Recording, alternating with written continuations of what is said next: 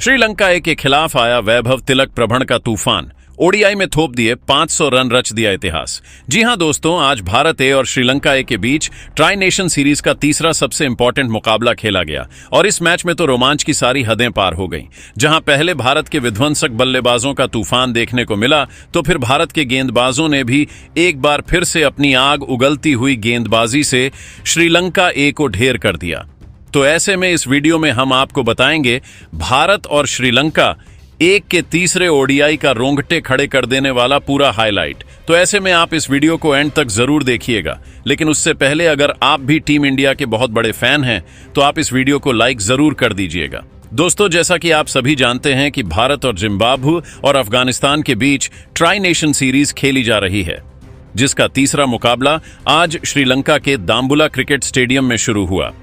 दाम्बुला के मैदान पर आज जब टॉस की उछाल हुई और इंडिया ए के कप्तान तिलक वर्मा ने बिना किसी हिचकिचाहट के पहले बल्लेबाजी का फैसला किया, तो ड्रेसिंग रूम में बैठे श्रीलंका ए के खिलाड़ियों को शायद अंदाजा भी नहीं था कि आज 3 भारतीय बल्लेबाज मिलकर ऐसा तूफान लाने वाले हैं जो वर्षों तक याद रखा जाएगा।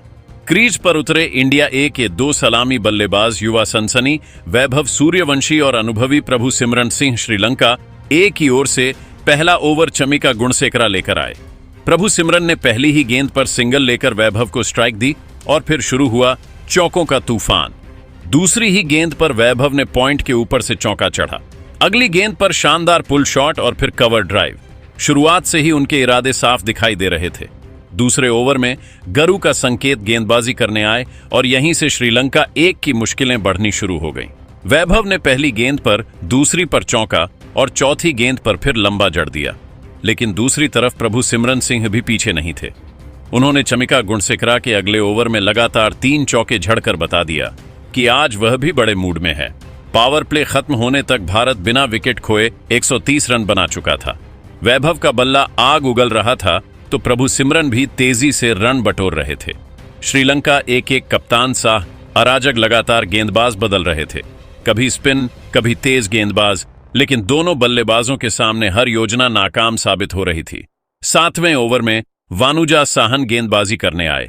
वैभव ने उनके ओवर में चौका और चौका जड़ते हुए अपना स्कोर 96 रन तक पहुंचा दिया। अब पूरे मैदान को सिर्फ एक चीज का इंतजार था, शतक। फिर आया वह ऐतिहासिक पल। 8वें ओवर की चौथी गेंद पर वैभव सूर्यवंशी ने लॉन्ग ऑन के ऊपर से ऐसा जड़ा कि गेंद सीधे दर्शक दीर्घा में जाकर गिरी। इसी के साथ उन्होंने सिर्फ 28 गेंदों में अपना शतक पूरा कर लिया। पूरा दाम्बुला स्टेडियम खड़ा हो गया। भारतीय खिलाड़ी ड्रेसिंग रूम की बालकनी में खड़े होकर तालियां बजाने लगे, लेकिन शतक पूरा होने के बाद भी वैभव का बल्ला शांत नहीं हुआ। उन्होंने स्पिनरों को घुटनों पर बैठकर स्वीप शॉट लगाए तो तेज गेंदबाजों को पुल और हुक शॉट से जवाब दिया। दूसरी ओर प्रभु सिमरन सिंह ने भी अपना अर्धशतक पूरा कर लिया था। दोनों बल्लेबाजों के बीच पहले विकेट के लिए 250 रन की साझेदारी हो चुकी थी। 15वें ओवर तक भारत एक्स को 300 रन के पार पहुंच चुका था। वैभव अब 150 रन के करीब पहुंच चुके थे, जबकि प्रभु सिमरन सिंह भी शतक के बेहद करीब थे। तभी श्रीलंका ए को पहली सफलता मिली। बड़ा शॉट खेलने के प्रयास में Vaibhav Suryavanshi deep mid wicket पर कैच आउट हो गए, लेकिन तब तक वह मैच को पूरी तरह भारत के पक्ष में मोड़ चुके थे। वैभव सूर्यवंशी ने सिर्फ 78 गेंदों में 151 रन की तूफानी पारी खेली। उनकी इस शानदार पारी में 14 चौके और 12 गगनचुंबी शामिल रहे। जब वह पवेलियन लौटे तो पूरा स्टेडियम खड़े होकर उनका अभिवादन कर रहा था। वैभव के आउट होने के बाद कप्तान तिलक वर्मा मैदान पर आए। श्रीलंका एक के खिलाड़ियों को लगा कि अब रंगती थोड़ी कम होगी, लेकिन तिलक ने आते ही उनके सारे सपने तोड़ दिए। उन्होंने पहली ही गेंद पर शानदार चौका जड़ा। इसके बाद स्पिनरों के खिलाफ कवर ड्राइव और लॉन्ग ऑन के ऊपर से शानदार लगाने शुरू कर दिए। दूसरी तरफ प्रभु सिमरन सिंह भी लगातार रन बना रहे थे। उन्होंने शानदार बल्लेबाजी करते हुए अपना शतक पूरा किया। जैसे ही उन्होंने चौका लगाकर 100 रन पूरे किए, पूरा ड्रेसिंग रूम तालियों से गूंज उठा।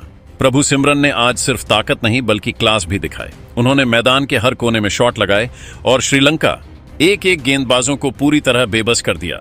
हालांकि शतक पूरा करने के कुछ देर बाद वह आउट हो गए, लेकिन तब तक वह अपना काम कर चुके थे।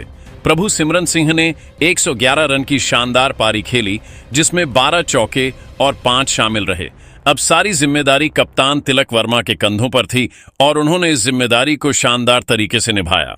उन्होंने ऋतुराज गायकवाड़ के साथ मिलकर तेजी से रन बनाए। तिलक का बल्ला रुकने का नाम ही नहीं ले रहा था।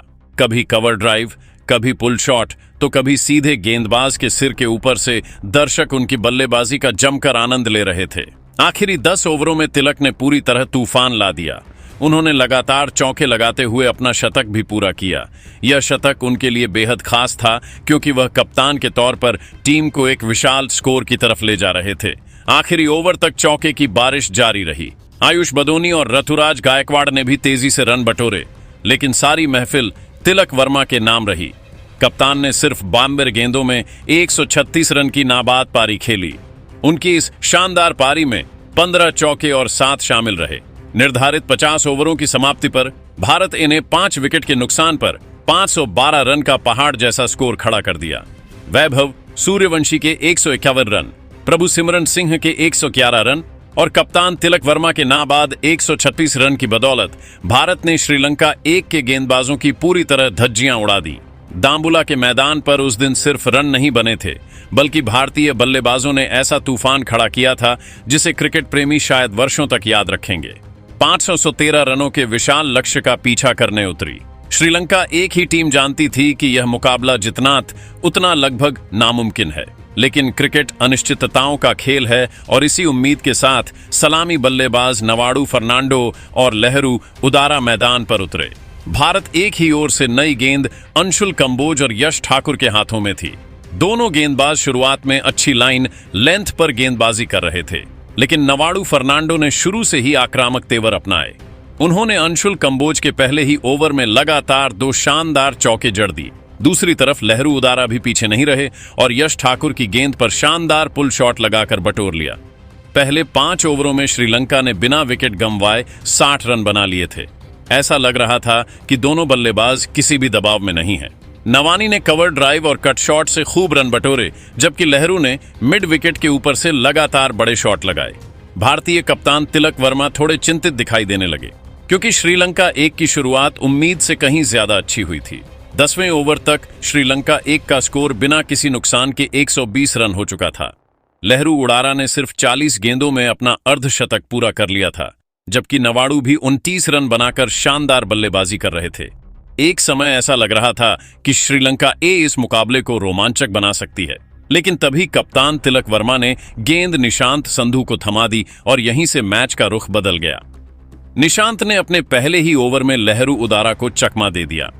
बड़ा शॉट खेलने के प्रयास में वह गेंद को हवा में उछाल बैठे और डीप स्क्वायर लेग पर खड़े प्रभु सिमरन सिंह ने शानदार कैच लपक लिया।